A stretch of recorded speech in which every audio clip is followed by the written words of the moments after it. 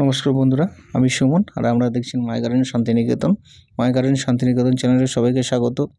আমাদের শীতের মরশুমে যে সমস্ত সিজন চারাগুলি রোপণ করব, তার জন্য যে বিশেষ অর্থাৎ খাবার তৈরি মাটি তৈরি করতে হয়, সে মাটিটা কিন্তু আমরা আজকে তৈরি করে নেব এবং কীভাবে তৈরি করব সেটা আপনাদের পুরো প্রসেসটা আমি দেখাবো এবং কি কি খাবার দেবো মাটিতে এবং খাবার দিলে এই গাছ ভালো করে বৃদ্ধি পাবে এবং একবার খাবার দেওয়ার পর গাছকে প্রতিস্থাপন করে নেব।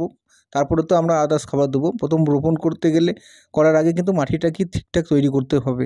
তাই প্রথম কথা হচ্ছে এই মাটিটা তৈরি করতে গেলে আমাদের যে খাবারটি দেবো সেটা হচ্ছে মিক্স খাবার, যেটা হচ্ছে শিংকুচু, নিম খোল, বাদাম খোল, হাড় গুঁড়ো এবং কিছুটা সুপার ফসফেট এবং লেদার মিল এবং অনুখাদ্য, এই মিক্সে তৈরি করে আমরা খাবারটা তৈরি করে নিয়েছি এবং এই খাবারটি আমরা মাটিতে দেবো এবং মাটিতে দিলে সমস্ত গাছ, অর্থাৎ শীতের যে সমস্ত সিজন ফ্লাওয়ারগুলো আছে, এটি বলে ডালিয়া বলুন, পিটুনিয়া বলুন, ইনকা বলুন, গাঁদা, ইনকা, ভারবিনা, ভেনেস্তা, সমস্ত রকম গাছ কিন্তু আমরা এখান থেকে এই মাটি থেকেই লাগাতে পারবো। তাই এই মাটিটা এমনভাবে তৈরি করা হচ্ছে আমাদের যে সমস্ত গাছ এখান থেকে প্রতিস্থাপন করতে পারবো এই মাটিতে। তাই মাটিতে ভালো করে মাখিয়ে নিতে হবে এবং মাখিয়ে নিয়ে মাটিটাকে তৈরি করে নিতে হবে।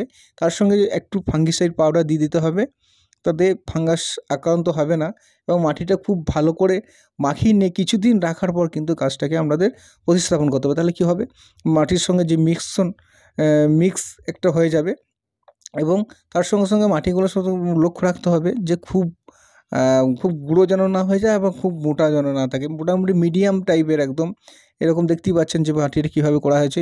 খুব গুঁড়ো হয়ে গেলে গাছটি বসে যাবে এবং আবার খুব বড় হয়ে গেলেও খুব অসুবিধা হবে। তাই মোটামুটি খুব গুঁড়ো করবেন না, মাটিটা এরকম দানা দানা থাকবে সেরকমভাবে মাটিটাকে প্রস্তুতি করে নিন। দেখবেন আপনার যে কোনো গাছ আপনি প্রতিস্থাপন করুন, তাতে কিচ্ছু অসুবিধা হবে না। এখান থেকে খুব সহজভাবেই কিন্তু আপনারা শীতের বলুন বা যে কোনো গাছ কিন্তু আমরা এই মাটিতেই প্রতিস্থাপন করতে পারবেন। তাই আজকে আমরা এই মাটিটাকে মোটামুটি সিজন ফ্লাওয়ারের জন্য তৈরি করে ফেলেছি এবং এই মাটি থেকে আমরা আজকে প্রচুর গাছ বসাবো এবং এইখান থেকে ভালো মাটি আর কিছু হতে পারে না। তা আজকে আমরা ডায়ান্থাস গাছের মাটি তৈরি করা নিয়ে আমরা দেখে নিলাম এবং মাটি তৈরি করার পর আমাদের যে কাজটি করতে হবে টব নির্বাচন। এই টব নির্বাচন সবথেকে গুরুত্বপূর্ণ একটা বিষয়। আমি যদি এই টবটা গাছটাকে মোটামুটি 10 ইঞ্চি 12 ইঞ্চি টবে দিয়ে দিই, কিন্তু গাছটা কিন্তু কী হবে, খুব বড় হবে না এবং আমরা কিন্তু বড় টবটা কিন্তু আপনার মানে ঠিক কাজে লাগবে না। আপনার যে সমস্ত বড় গাছের বড় টব নির্বাচন করতে হয়, যে সমস্ত গাছগুলো বড় গাছগুলি প্রতিস্থাপন করতে গেলে, তাই এই মোটামুটি এরকম ডায়ান্থাস বা সালভিয়া বলুন, গজনী বলুন, অ্যাস্টার বলুন, এই সমস্ত ক্ষেত্রে কিন্তু 8 থেকে 6 ইঞ্চি টবটা কিন্তু খুব গুরুত্বপূর্ণ একটা ভাইটাল টব বলতে পারেন। এই টবই নির্বাচন করুন। আমি একটা 6 ইঞ্চি টব নির্বাচন করেছি এবং সবথেকে টব নির্বাচন করার পর আমাদেরকে ড্রেন সিস্টেম দিয়ে শীতের গাছের ক্ষেত্রে কিন্তু গুরুত্বপূর্ণ একটা বিষয় বলতে পারেন। ড্রেন সিস্টেমটা ঠিকঠাক তৈরি করে নিতে হবে। ঘেঁষে বা খোলাংকুচি দিয়ে মোটামুটি ড্রেনটাকে করে দেবেন, তারপরে মাটিটা দিয়ে দেবেন। দিয়ে দেওয়ার পর আপনাদের যেটা করতে হবে, এই চারাগুলো নির্বাচন করতে হবে। এরকম চারা নিয়ে আসবেন, মোটামুটি এই চারাগুলো নিয়ে এলে আপনার একটা চারা মরবে না। এবং যেটা করতে হয় আমাদের সবথেকে, আমাদের একটা নার্সারি থেকে চারা নিয়ে এসে বাড়িতে মোটামুটি 6 দিন রেখে দিতে হয় এবং তো বালির ওপর রেখে দেবেন বা একটু রেখে দেবেন, দেখবেন অনেক রুট হয়ে যাবে এবং চারাটা যখন একটা ওয়েদারে এসে যখন ঠিক হয়ে যাবে, সতেজ থাকবে, চারা একটা মরবে না এবং তারপরে এসে প্রতিস্থাপন করবেন। এবার আমাদের যেটা কাজ করতে হবে, চারাটাকে বার করতে হবে।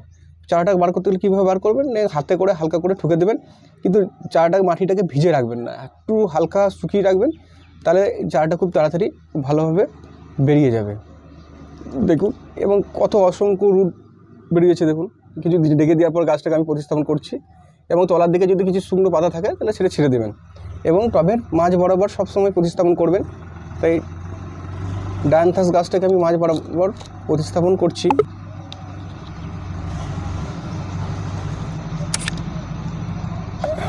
এমনি করে হালকা করে মাটিটাকে দেবেন গাছের সাইডটাকে। কত সুন্দর প্রতিস্থাপন করা হয়ে গেল। প্রতিস্থাপন হয়ে গেলে মোটামুটি আপনাদেরকে যেটা করতে হবে, ফুল জল ভরে দিতে হবে। ফুল জল দিয়ে দেবেন, আর প্রথম দিকে জল অল্প দেবেন না, প্রথম টব ভর্তি করে জল দিয়ে দেবেন, তাহলে ঠিক মতো টেনে নেবে। এরপর মোটামুটি আপনাদেরকে 4-5 দিন জল দেওয়ার দরকার নেই, দেখে নেবেন আর এরপর যেটা করতে হবে আমরা গুরুত্বপূর্ণ হচ্ছে 5 থেকে 6 দিন আমি একটু সেমি শেডে রেখে দিন। রেখে দেওয়ার পর যখন শেডের বাইরে বার করবেন তখন ফুল সানলাইটে দিয়ে দিন। আর সানলাইটে মোটামুটি সারাদিনে 5 থেকে 5 ঘন্টা রোদ পেলে মোটামুটি আমরা ভালো হবে। আর এরপর একবার ফাঙ্গিসাইড কিন্তু প্রথম দিকে স্প্রে করে দিন। এর পরবর্তী পরিচর্যা অর্থাৎ আমরা মোটামুটি 10-12 দিন পর থেকে কী খাবার দেবেন সেটা পরবর্তী নেক্সট ভিডিওতে আমি আবার আলোচনা করব। আজকে এইটুকু। তো নতুন যারা ভিডিওটা দেখছেন অবশ্যই শেয়ার করবেন, বন্ধুদের মধ্যে কেউ